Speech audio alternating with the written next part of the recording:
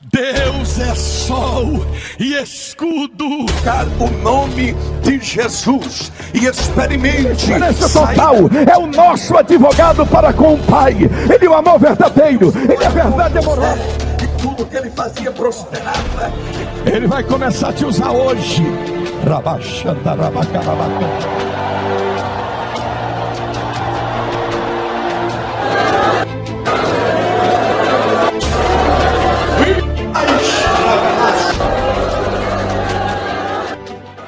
Queridos, gostaria que vocês abrissem suas Bíblias comigo agora, no livro do profeta Amós.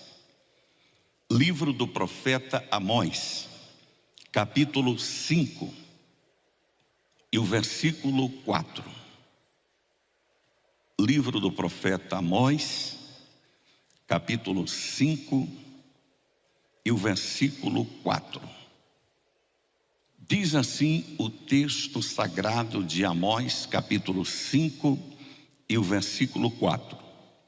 Porque assim diz o Senhor, a casa de Israel: buscai-me e vivei. Maravilhoso Deus e eterno Pai, no nome precioso de Jesus Cristo, temos lido a Tua palavra. Fala conosco de uma forma tremenda e poderosa. Queremos sair daqui, Senhor, esta manhã, impactados pelo poder do Teu Espírito, alimentados pela Tua palavra. Leva todo pensamento cativo a Cristo e toda mente voltada para a Sua palavra. Domina completamente este ambiente com a Tua presença, em nome de Jesus. Amém. Queridos e amados irmãos em Cristo Jesus, obreiros do Senhor, homens de Deus que estão reunidos aqui nesta manhã, nós temos lido um texto bastante importante da palavra de Deus, no livro do profeta Amós, capítulo 5 e o versículo 4. Esse profeta levantado por Deus por volta do século 8º antes de Cristo. A Bíblia diz que Amós, ele foi tirado de após o gado. Ele era usando a linguagem comum, um vaqueiro. Era também um agricultor, porque além de ser um boieiro, ele era também colhedor de sicômoros, uma espécie de figo, inclusive de uma qualidade inferior. Então, tudo na vida de Amós contribuía para que ele, de fato, não preenchesse os requisitos de alguém bem qualificado para ocupar aquela função. E exatamente aí é que entra aquilo que chamamos do imponderável de Deus. Exatamente, porque Deus usa as coisas fracas para confundir as fortes. Deus usa as coisas loucas para confundir as sábias. Deus usa as coisas desprezíveis para confundir as aprazíveis. E Deus usa as coisas que não são para confundir as que são, porque Deus faz desta maneira, para que ninguém venha se vangloriar, conforme o próprio Paulo diz: vede, meus irmãos, que os que são chamados por Deus nem são de nobre nascimento, nem têm muita cultura, para que ninguém se vanglorie na presença do Senhor. E exatamente, outro imponderável na vida de Amós, ele era da cidade de Tecoa, que ficava no reino de Judá, uma cidade mais ou menos a 20 quilômetros de Jerusalém e 12 km mais ou menos de Belém. E exatamente Deus levanta ele e manda profetizar para Israel, lá para o reino norte. E tinha esse bairrismo, e ele sai de Judá, do reino do sul, e vai para o reino do norte. E chega lá, ele começa a pregar verdades, começa a condenar a injustiça social, o suborno que havia entre juízes para julgar causas, e não se iludiu com a prosperidade material que havia em Israel naquele período em que Jeroboão II reinava sobre Israel. Um período, um relâmpago, um lampejo ali de prosperidade material nesta época de Jeroboão II. Não aquele primeiro, mas esse já é um outro Jeroboão, em que teve um reino próspero, mas continuava espiritualmente morto, e Deus mandou o profeta Amós para denunciar o pecado de Israel, denunciar o pecado de Jeroboão, e devido à mensagem de Amós ser uma mensagem dura, incomodou o sacerdote Amazias, que estava exatamente praticamente no mesmo nível espiritual daquele povo, quando na verdade o sacerdote tem que estar sempre em um nível espiritual acima do povo, mas ele estava já absorvendo exatamente a pecaminosidade da sociedade israelita, aceitando tudo de uma forma pacífica, fazendo vista grossa com o pecado, com o erro. E quando Amós chega com a mensagem dura, realista, uma mensagem de Deus, porque o pregador, o pastor, o homem de Deus foi chamado não para pregar mensagem que amassageie o ego das pessoas, para você se sentir confortável. Deus não nos levantou para pregar o que você gosta de ouvir, mas o que você precisa ouvir, porque a mensagem confronta o pecado. E Amazias não gostou das palavras duras de Amós e disse: ó vidente, vai lá para a tua terra, vai lá para Judá, você não é de lá, o que é que você está fazendo profetizando aqui no Reino Norte? Vai lá para o Reino Sul. E ele disse: olha, eu não sou profeta, nem discípulo de profeta, eu não fui formado nem escola de profeta, eu sou um simples colhedor de sicômoro, mas o Deus de Israel disse: vai e profetiza ao meu povo Israel. Abaxubre Kiriamahai. Oh, aleluia, glorificado seja o nome do Senhor para todo sempre. Eu sinto a unção de Deus sobre este plenário esta manhã, aleluia. E exatamente, queridos e amados irmãos, Amós, ele não tinha os requisitos aceitos, não tinha uma formação, não era aquele profeta profissional, não tinha uma formação na escola de profetas, como muitos tinham que passar pela escola de profeta, mas ele foi uma trombeta de Deus. Aleluia, glorificado seja o nome do Senhor. É dele essa mensagem: tocar-se a trombeta em Sião, sem que alguém estremeça. Aleluia. E exatamente, Amós, essa trombeta de Deus, ele dá um grito aqui no capítulo 5 e no versículo 4. Porque assim diz o Senhor à casa de Israel: buscai-me e vivei. Que mensagem, meu querido pastor. Buscai-me e vivei. É como se Deus estivesse dizendo: me buscar é uma questão de sobrevivência. Ministério que não busca o Senhor está fadado ao fracasso.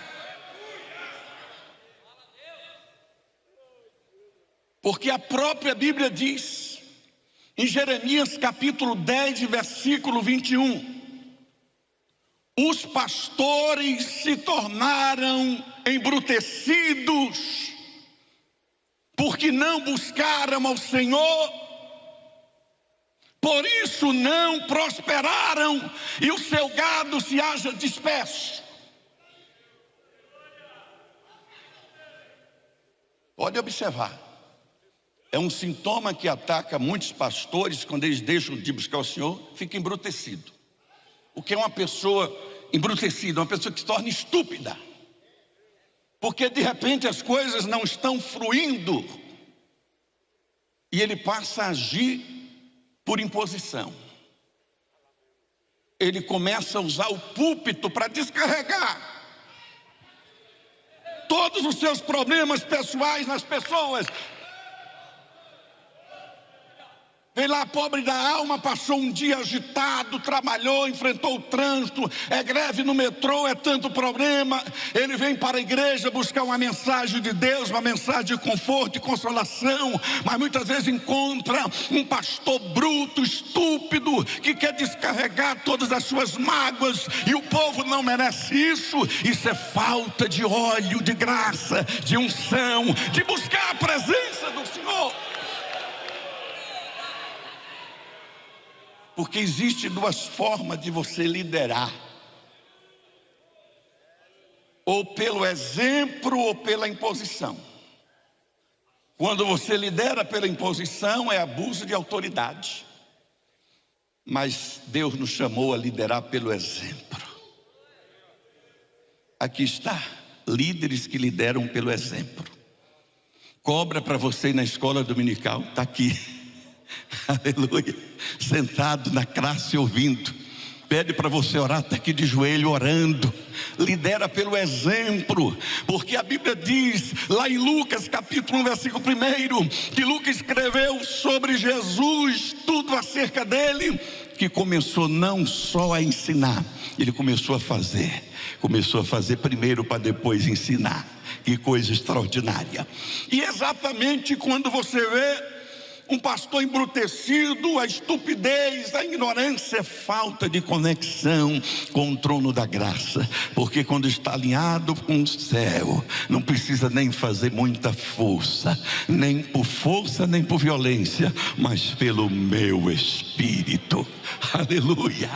Quando o pastor está conectado com o trono da graça, quando ele coloca a igreja para buscar ao Senhor, tudo flui, porque exatamente buscar ao Senhor é uma questão de sobrevivência. E você vai ver a história dos reis de Judá e Israel: só prosperaram aqueles que buscaram ao Senhor.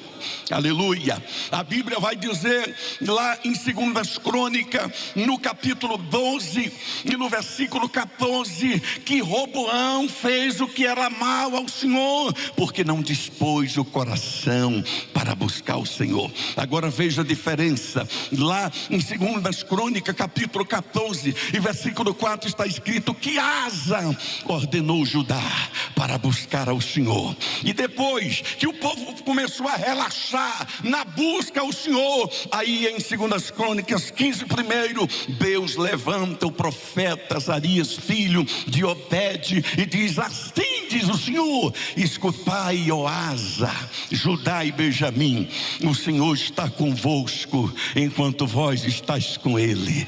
Se o deixarde, ele vos deixará também, mas se o buscarde, será por ele achado. E a Bíblia vai dizer em 2 Crônicas capítulo 15, a partir do versículo 12, que todos entraram em aliança, desde o menor até o maior, para buscar ao Senhor de todo o coração, e foi por eles achado, e Deus lhe deu repouso de todos os lados. Deus fez cessar as guerras. A Bíblia diz que ficou vários anos sem sequer Judá ser atacado, porque eles buscaram ao Senhor.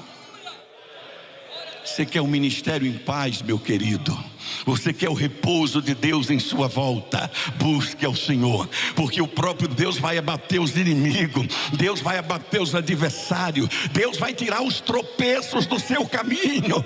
Mas quando você tenta fazer as coisas do seu jeito, quando você busca fazer as coisas da sua maneira, do jeito humano, fazer justiça com as próprias mãos, então Deus deixa você agir.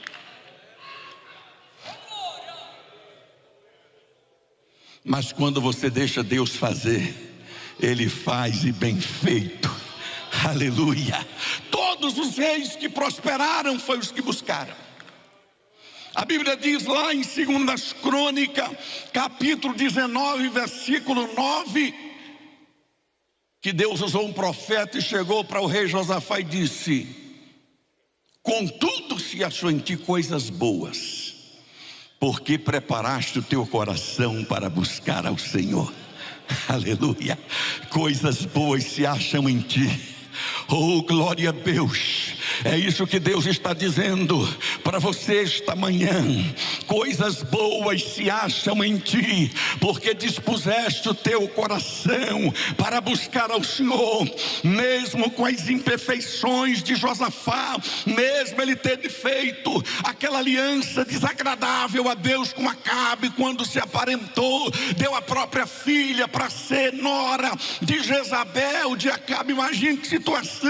Mesmo ele cometendo esse grave erro, aí o profeta disse: contudo em ti se acharam coisas boas, porque dispuseste o seu coração para buscar ao Senhor, tiraste os postes ídolos da terra. A Bíblia vai dizer em 2 Crônicas, no capítulo 26 e no versículo 5, que nos dias em que Uzias dispôs o coração para buscar ao Senhor, ele prosperou. Mas ele só prosperou enquanto dispôs o coração para buscar ao Senhor. Depois que prosperou, a Bíblia chega a dizer que ele foi maravilhosamente ajudado por Deus. A Bíblia diz que Deus ajudou ele tanto que cresceu e se tornou forte. Mas depois que se tornou forte, aí vem a soberba. Você já reparou que às vezes todo mundo, quando começa numa humildade, né? Com os mais puros ideais. Aí Deus vai abençoando, vai prosperando. Daqui a pouco o camarada parece que esquece de onde Deus o tirou.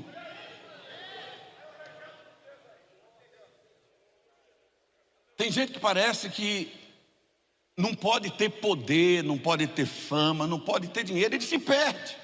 Você entendeu por que Deus não pode fazer todo mundo rico? Nem todo mundo tem condições de administrar riqueza, ele se perde. Aí Deus não dá, porque ama ele, quer salvar pelo menos a alma dele.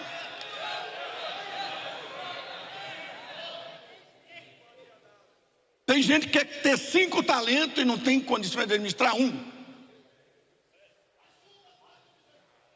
Faz igual aquela parábola que Jesus contou, que para um deu 5, para o outro deu 2, para o outro deu 1. Quem sabe o que recebeu 1 ficou murmurando. Que acepção de pessoa, tá vendo? Olha, deu 5 para o fulano, deu 2 para o outro, para mim só deu 1. Quando foi na hora da prestação de conta, o que ganhou 5 apresentou resultado de 100% de crescimento, ganhou mais 5. O que recebeu 2, ganhou mais 2. E o que recebeu só 1, enterrou o único talento que tinha. Ficou provado que ele não tinha condições de administrar nenhum, quanto mais 2 e 5. Tem pessoas assim que ficam murmurando: ah, porque fulano está na posição tal, está no campo maior, e eu estou só nesse campo pequeno. Meu querido, produz fruto com o que Deus te deu. Aleluia.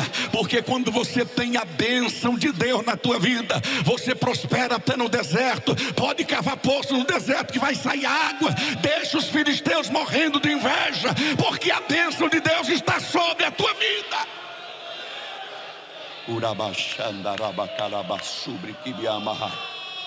Oh, aleluia. Quem quer ter um ministério muito próspero aqui? Aleluia. Diga para esse companheiro: o segredo é buscar o Senhor. Buscar o Senhor é uma questão de sobrevivência. Aleluia.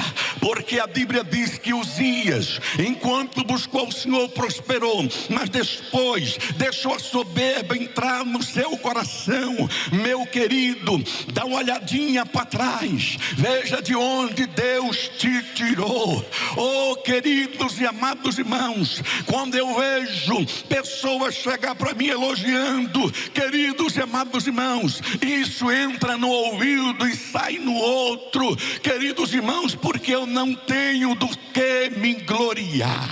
Quem imaginou que o menino que saiu do meio da roça, pastor Veiga, lá do interior da Bahia, aleluia, Deus ia trazer para São Paulo e colocar hoje dentro da maior sociedade bíblica do mundo, e o primeiro brasileiro a ter uma Bíblia de estudo traduzida para outro idioma? Queridos, quem faz isso é Deus. Eu não tenho do que me gloriar a não ser na cruz de Cristo.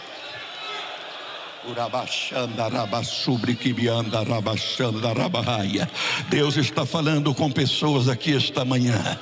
Nunca deixa a soberba entrar no seu coração, porque Deus quer te colocar em coisas maiores. Oh, glória ao nome de Jesus Cristo. Recebe esta palavra profética. Diga para a pessoa que está do seu lado: Deus está te treinando para coisas maiores, aleluia. Mas Ele está te testando, aleluia, para ver se você não se perde com um talento. Porque se você administrar bem, permanecer humilde e reconhecendo que é Ele que faz tudo, então Ele vai te confiar coisas maiores, aleluia. Mas o segredo é buscar ao Senhor, aleluia. Porque todos os grandes líderes na Bíblia que foram bem sucedidos é porque buscaram ao Senhor. Davi sabia muito bem disso, por isso ele procurou orientar o seu filho Salomão em 1 Crônicas, capítulo 22, versículo 19. Ele disse para o seu filho Salomão: agora pois, disponde o coração para buscar o Senhor e edificai o santuário novamente. Davi chamou o seu filho Salomão em 1 Crônicas, capítulo 28, no versículo 9, e disse assim: tu, pois, meu filho Salomão, conhece o Deus do teu pai, que esquadrinha os rins e os corações. Se o buscardes, será por ele achado, mas se o deixardes, será rejeitado para sempre. O segredo é buscar ao Senhor. Sabe por quê, queridos e amados irmãos? Porque está escrito exatamente em 2 Crônicas, capítulo 7, no versículo 14, quando Salomão acabou de inaugurar o templo, Deus disse: Salomão, eu vou te dar a receita do sucesso, eu vou te dar a receita para que eu possa mudar o cenário nacional, eu vou te dar a receita para que eu possa sarar a terra, eu vou te dar a receita para que as pragas possam cessar. E se o meu povo, que se chama pelo meu nome, se humilhar e orar e buscar a minha face e se converter dos seus maus caminhos, então eu ouvirei do céu, perdoarei os seus pecados e sararei a sua terra. Aleluia. Está escrito em 2 Crônicas, capítulo 31 e versículo 21, que o rei Ezequias, em todo o serviço que dispôs a fazer na casa do Senhor, de todo o coração o buscou e prosperou. O segredo da prosperidade é buscar ao Senhor. Sabe por quê? Porque está escrito lá em Esdras, no capítulo 7 e no versículo 10, que Esdras dispôs o coração para buscar a lei do Senhor e os seus mandamentos. Está escrito em Esdras capítulo 8 e versículo 22, que a mão do Senhor é sobre todos aqueles que o buscam para o bem deles. Está escrito em Jó capítulo 5 e versículo 8: quanto a mim, eu buscaria ao Senhor e entregaria a Ele a minha causa. Está escrito em Jó capítulo 8 e versículo 5: mas se tu buscares a Deus e ao Todo-Poderoso pedires misericórdia, se fores puro e reto, Ele sem demora despertará em teu favor e restaurará a justiça da tua morada. O teu último estado na verdade terá sido pequeno, mas o teu último crescerá sobremaneira. Oh, aleluia. Bata a mão nesse ombro do seu companheiro e diga: Deus está dizendo que tem coisas maiores. Deus está dizendo que tem coisas maiores. O teu último estado crescerá maior do que o primeiro. Está escrito no Salmo 34, no versículo 4: busquei ao Senhor e Ele me livrou de todos os temores. No Salmo 27, versículo 4: uma coisa pedi ao Senhor e a buscarei, que eu possa morar na casa do Senhor todos os dias da minha vida, para contemplar a beleza da sua santidade e a formosura do seu templo. Está escrito no Salmo 24, versículo 6: esta é a geração dos que buscam a face do Deus de Jacó. Está escrito no Salmo 34, versículo 10, que os leões passam necessidade, os leãozinhos sofrem fome, mas os que buscam o Senhor, bem nenhum lhes falta. Está escrito no Salmo 119, versículo 2: bem-aventurado os que trilham caminho reto e buscam a lei do Senhor. Está escrito em Provérbios capítulo 8, versículo 17: eu amo os que me amam, os que de madrugada me buscam, me acharão. Está escrito em Eclesiastes capítulo 3, versículo 6: é tempo de buscar. Está escrito lá em Provérbio, no capítulo 8 e versículo 17, sabe qual é o segredo do endereço mais curto? Aleluia, aquele momento em que você foge o sono, não consegue dormir, é porque Deus está te convidando para um particular de madrugada. Oh, aleluia. Quantos querem ter experiências profundas com Deus? Aleluia. Pula da cama de madrugada. Aleluia. Deus vai te revelar segredos profundos, porque está escrito em Isaías capítulo 55, versículo 6: buscai ao Senhor enquanto se pode achar, invocai-o enquanto está perto. Isaías 65, primeiro: fui buscado dos que não perguntavam por mim, mas para achá-lo não pode buscar de qualquer maneira, porque em Jeremias 29:13 está o segredo: buscar-me-eis e me acharei, quando me buscardes de todo o vosso coração. Está escrito em Daniel capítulo 9, versículo 3: eu busquei ao Senhor com jejum, oração e súplica. Olha que coisa. Aí porque ele tomou essa atitude, aí o Senhor diz para ele em Daniel 10:12: desde que aplicaste o teu coração para se humilhar e me buscar, as tuas orações foram ouvidas, e por causa das tuas palavras eu vim. Mas olha as armadilhas que o diabo está arrumando. Daqui para frente, cada inovações de tipos de teologias novas. Agora, eu estava na Europa a semana passada e sabe qual é a nova teologia lá? Por isso dá para entender como estão as igrejas lá. É a hipergraça. Hipergraça. É a nova moda agora, hipergraça. Quer dizer, a graça já não é suficiente, tem que ter uma hipergraça, né? Uma supergraça. E o que é que defende, pastor Ivaldo, essa hipergraça? Primeiro, ela defende que você não é servo de Deus, você é filho. Tira-se na história de ser servo, você é filho. Você já saiu da posição de servo, agora você é filho. Você tem o direito de exigir de Deus que você é filho. Segundo, não precisa orar. Esse negócio de jejuar não precisa mais. Jesus já pagou todo o preço na cruz. Não precisa mais nada disso. É a hipergraça. Exatamente, queridos e amados irmãos.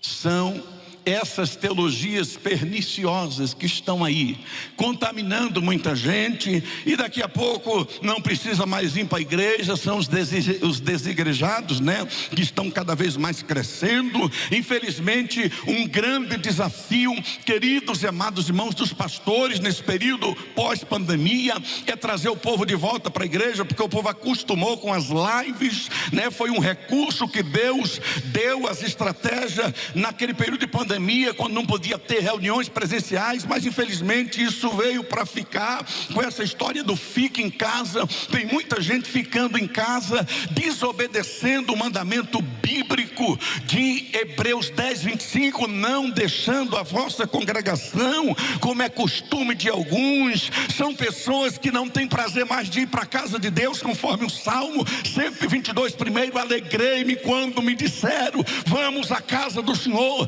Mas aquele que verdadeiramente tem comunhão com Deus, esse tem prazer de estar na casa de Deus, e deseja, como Davi, até morar na casa do Senhor. Exatamente, são os filhos bastardos, que eles confundem, porque Jesus pagou o preço da salvação, é diferente. Ele pagou o preço da salvação. Isso não significa que você não precisa fazer nada, meu querido. Aleluia.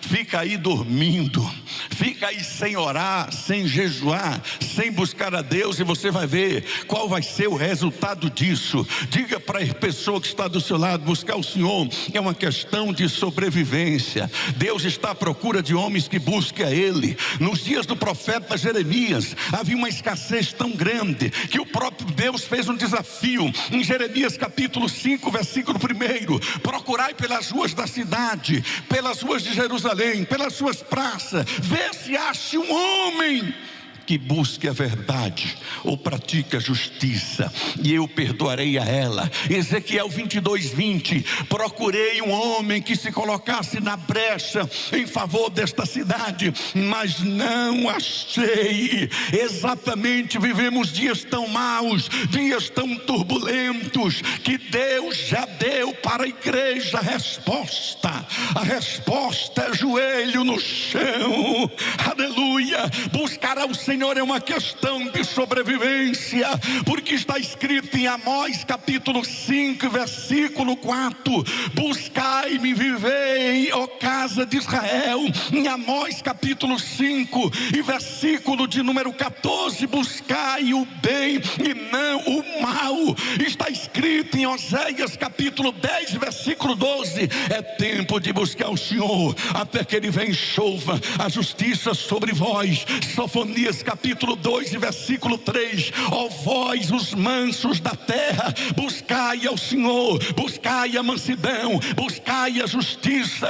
Está escrito em Malaquias capítulo 3 e versículo 1, virá o anjo do Senhor ao seu templo, o anjo a quem vós buscais, a quem vós desejais. Está escrito em Mateus capítulo 7, versículo 7, pedi e dá-se-vos-á, buscai e acharei, batei e abri-se-vos-á. Está escrito em Mateus capítulo 7, versículo 8, porque todo que pede recebe, todo que busca acha, todo que bate abrir-se-lhe-á. Está escrito em Colossenses 3, ó vós que já ressuscitaste com Cristo, buscai as coisas que são do alto, da onde, aleluia, Cristo está assentado à destra de Deus. Mas Deus nunca ficou sem um representante. Em qualquer período da história, Ele sempre teve alguém que buscasse Ele. Mesmo naqueles séculos da história da igreja, que você lê a história e pensa, olha, onde estava agindo o Espírito Santo? Primeiro século da igreja, que maravilha. Uma igreja que buscava Deus, uma igreja que priorizava a oração, o jejum e a palavra. Por isso cresceu, uma explosão de crescimento, se tornou o modelo de todas as igrejas. Depois veio o século segundo, Já não era mais aquela chama pentecostal, aquele desejo. O conhecimento passou a ocupar o poder. O conhecimento passou, em vez de contribuir para a maturidade, trouxe frieza espiritual, porque tem que ter o equilíbrio, graça e conhecimento.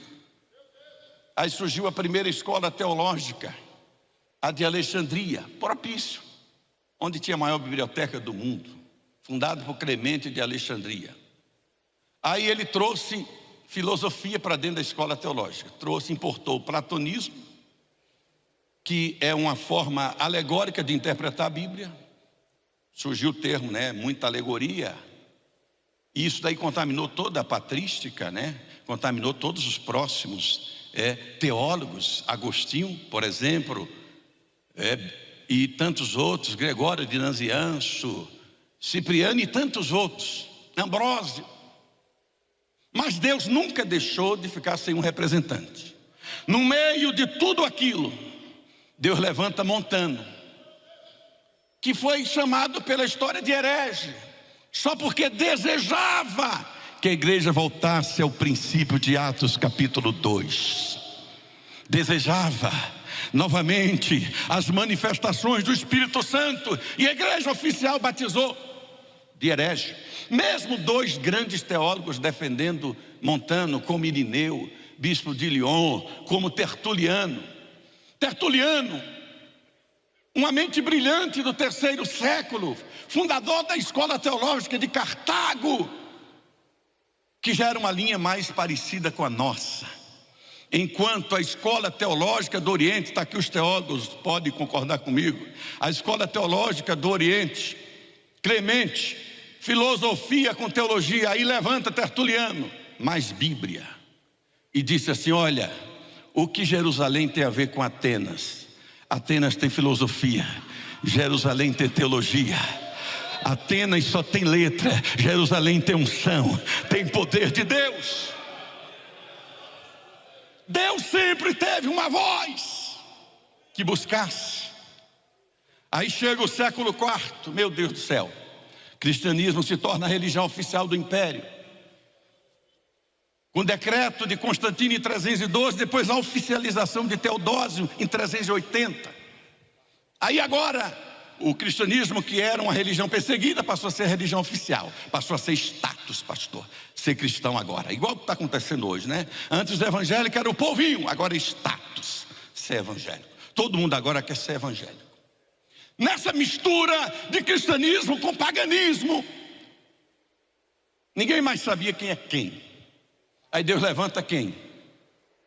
Antão, o eremita, um homem rico, milionário, leu aquela passagem que Jesus disse para o jovem rico: vai, vende o que tem, quer ser perfeito? Vai, vende o que tem, distribui aos pobres, e serás perfeito. Pois ele obedeceu na risca, pegou todas as suas fazendas, vendeu tudo, foi lá para o deserto viver, porque anelava que a igreja voltasse aos tempos de Atos dos Apóstolos.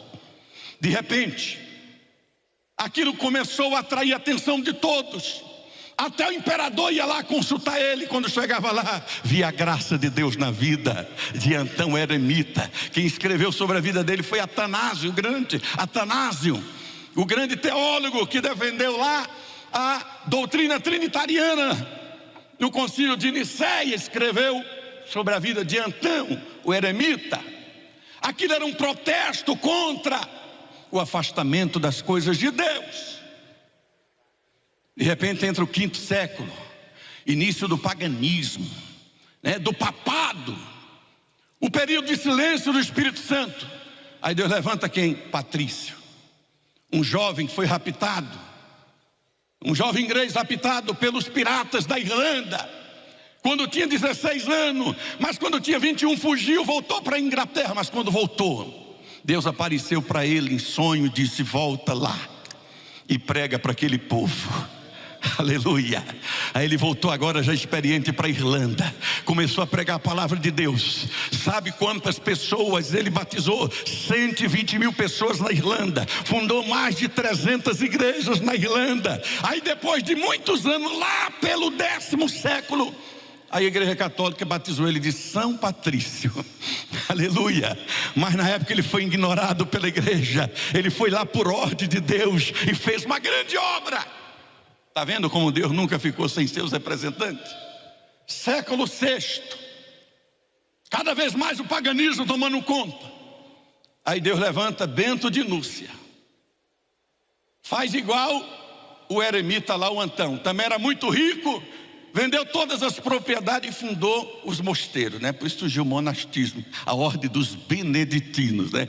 Que é o Bento de Núrcia, né? Que os ideais no começo eram puros, claro, depois foi tomando aí um outro caminho, como se quisesse construir uma espécie de salvação pelas obras, castigar o corpo, que é o templo do Espírito Santo. Mas no começo os ideais eram puros, era buscar a Deus nos lugares mais retirados. Aí veio o século VII, Deus não ficou sem um representante, levanta Quiliano, desconhecido, quem já viu falar, e Deus usa ele poderosamente para evangelizar a Morávia. Aí veio o século XVIII, Deus levanta Bonifácio para evangelizar a Alemanha impactada pelo poder de Deus através da vida de Bonifácio. Aí vem um século IX, quem Deus levanta? 2 irmãos, Cirilo e Metódio. Parecia os nossos Daniel Bergonavig. Enquanto o Metódio era mais voltado para o estudo, já o Cirilo era mais desbravador. E Deus orienta eles para inventar lá o famoso alfabeto eslavo, que mais na frente Deus usa aquilo para traduzir a Bíblia para os eslavos. Os povos eslavos são evangelizados através de Cirilo e Metódio. Depois chega o 10º século, Deus usa o bispo Fócio lá de Constantinopla para evangelizar a Rússia. Aí vem o 11º século, Deus não ficou sem voz não. Anselmo de Cantuária, com apenas 5 anos de idade, já mostrava uma vida piedosa, aleluia, e ele foi usado por Deus para tentar harmonizar exatamente fé e razão, e foi o fundador daquela escola chamada escolásticas da Idade Média, que preparou o caminho para depois Tomás de Aquino consolidar essa visão. Quando chega no 12º século, período de sequidão espiritual, Deus levanta um mercador chamado Pedro Valdo, aleluia, e começa a pregar a palavra de Deus com unção, com graça. Na cidade de Lyon, na França, levanta os valdenses, os pré-reformadores. Deus começava a preparar o movimento da reforma protestante. Eu vou ter que correr, aleluia. Quando chega no 13º século, Deus levanta Tomás de Aquino, queridos e amados irmãos, que embora seja o doutor angélico da Igreja Católica, mas era um homem que temia Deus. Escreveu as famosas súmulas teológicas, com vários volumes. Aí, segundo os historiadores, 3 meses antes dele morrer, ele teve um sonho que uma voz disse para ele: olha, todo o seu pensamento teológico que você escreveu até hoje é palha. Ele parou de escrever as súmulas teológicas dele, aleluia, e partiu para a eternidade, exatamente porque tudo que você faz sem a unção de Deus não passa de palha. 14º século, Deus levanta João Rus na Boêmia, levanta Jerônimo Savonarola na Florença, levanta o John Gutenberg para inventar a imprensa, e o primeiro livro impresso do mundo é a Bíblia. Deus estava preparando o caminho para a reforma, aleluia. Depois veio o século XVI, Deus levanta Erasmo de Roterdã para traduzir os manuscritos originais, que é o chamado texto receptus, que foi a base da Bíblia King James, a base da Bíblia, aleluia, de Tyndale na Inglaterra, a base da própria Bíblia de João Ferreira de Almeida.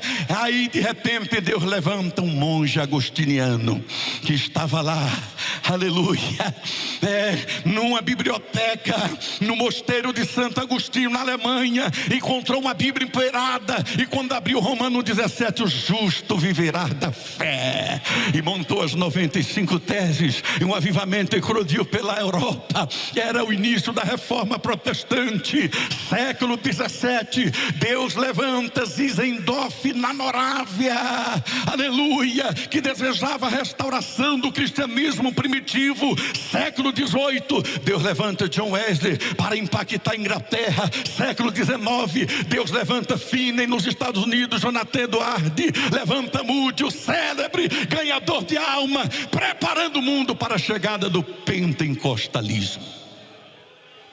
Século 20, Charles Fox Parham funda uma escola em Chicago, funda uma escola em Topeka, no Kansas, aliás, no estado americano do Kansas. E 41 alunos se reuniram para estudar Atos 2. Deu para eles uma tarefa: vocês têm 15 dias para descobrir qual é a evidência do batismo com o Espírito Santo. Quando voltou 15 dias para pegar a lição, Agnes Osmo, uma das alunas, disse: nós descobrimos que a evidência é o falar em línguas. Na mesma hora, ela foi batizada com o Espírito Santo. Aquele fogo se espalhou, aleluia, pela sala de aula. Mais de 40 alunos foram batizados com o Espírito Santo e com fogo. Rapidinho, já vou concluir, que já terminou o tempo. Começou a se levantar crítica, chamar de heresias. Aí ele teve que mudar para Houston, no Texas, e fundou uma nova escola. Botou os alunos para estudar o que? Atos 2. Ali estava o William Seymour, um negro, que ninguém dava nada. Olha o imponderável de Deus.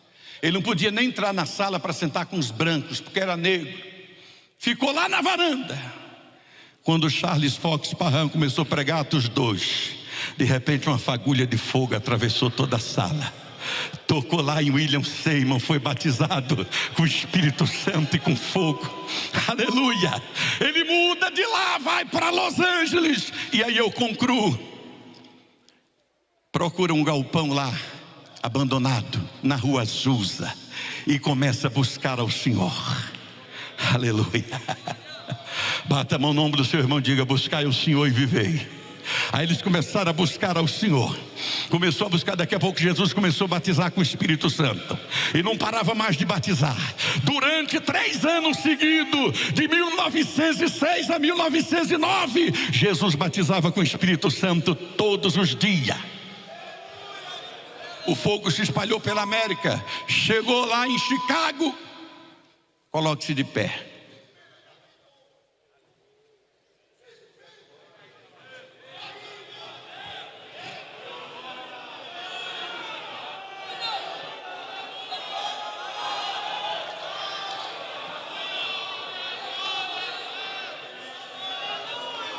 A notícia do fogo chegou em Chicago.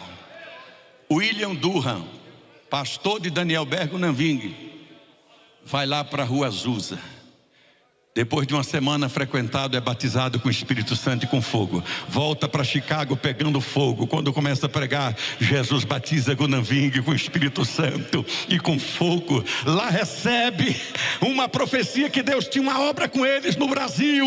Não tinha nem o dinheiro de comprar passagem, mas Deus usou alguém para comprar passagem no navio de Nova York para Belém. E chegou em Belém. E no dia 18 de junho de 1911, primeiro culto na casa do irmão Henrique Albuquerque. Quando ele começou a pregar Atos 2 neles, Jesus batiza a irmã Celina de Albuquerque, a esposa do irmão Henrique. Daqui a pouco o fogo se espalha. Jesus batiza a irmã Maria de Nazaré, uma cearense, viaja para o Nordeste para espalhar o fogo, e nasceu a Assembleia de Deus, o maior movimento pentecostal do mundo.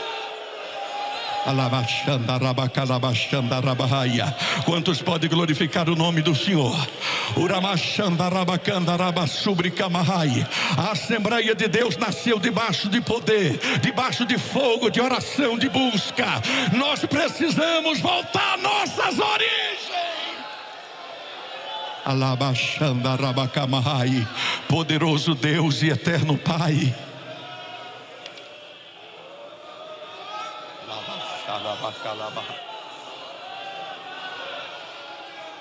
em nome de Jesus Cristo, Eu oro por cada um dos teus filhos que veio aqui esta manhã. A tua palavra diz que buscar o Senhor é uma questão de sobrevivência. Rabaxanda, rabacama. O Senhor está salvando ministérios aqui esta manhã. Rabaxanda, rabacama. Ministérios estão saindo da UTI que estava sendo respirando por aparelho.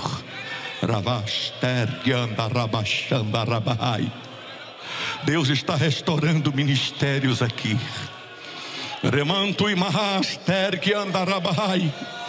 E como prova que Ele está fazendo isso, Deus falou assim: diga para eles que ninguém vai sair de mãos vazias.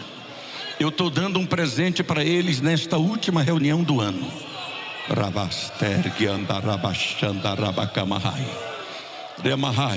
Não precisa fazer nem muita força. Quando Deus está no negócio, não precisa nem forçar muito. Vem cá, servo de Deus. Faz assim com a mão direita. Faça assim você. Diga para o seu irmão: a unção já está dentro de você. Só toca assim, ó. E diga para ele: recebe o presente que Deus está te dando agora.